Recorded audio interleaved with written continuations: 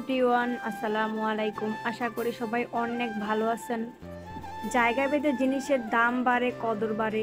কথাটা এই কারণে বললাম যে এই যে এইটুকু মাটিও কিন্তু আমার কেনা লাগছে, অথচ গ্রামের বাড়িতে মাটির অভাব নাই।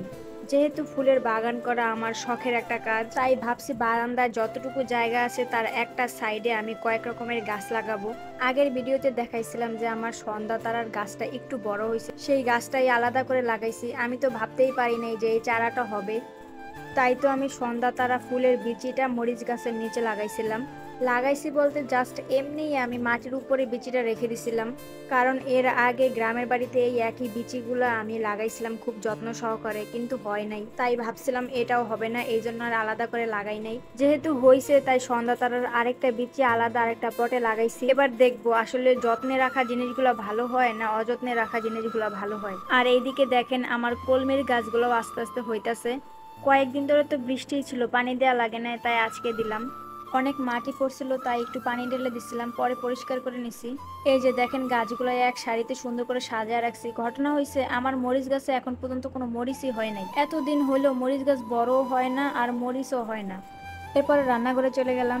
আগের ভিডিওতে দেখাইছিলাম সাবুদানা কিনছি, ওইটা দিয়ে খুব ইজি একটা রেসিপি আপনাদের সাথে শেয়ার করব। এটা কিন্তু হেলদিও অনেক। প্রথমেই আমি সাবুদানাটা সিদ্ধ করতে দিছি, সাবুদানাটা সিদ্ধ হতে থাক, এইদিকে আমি বাকি কাজগুলো করি। তারপরে আমটা কেটে নিব। আমার কাছে একটা আমই ছিল, কারণ কালকেও আম ছিল, আর এখন এমন টাইমে আমার খাইতে ইচ্ছা করছে যখন আম একটা ছিল। যাই হোক, এই একটা দিয়ে চালায় দিব। আমার কাছে যেহেতু একটা আম আছে তাই আমি একটা আম দিয়ে আপনাদের সাথে রেসিপিটা শেয়ার করব। আমি আমটা টুকরো করে কেটে ব্লেন্ডারে দিয়ে দিলাম, আর সাথে দিলাম কনডেন্স মিল্ক।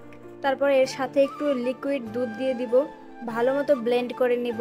সাবুদানাটা সিদ্ধ হওয়ার পরে আমি নর্মাল পানি দিয়ে ভালো মতো ধুয়ে পানিটা ঝরায় আনিছি। এবার একটা বক্সে আমি সাবুদানাগুলো রাখবো। সাবুদানা শরীরের জন্য খুবই উপকারী, আর এতে আছে প্রোটিন, ক্যালসিয়াম। বিশেষ করে বাচ্চাদের জন্য খুবই ভালো একটা খাবার সাবুদানা।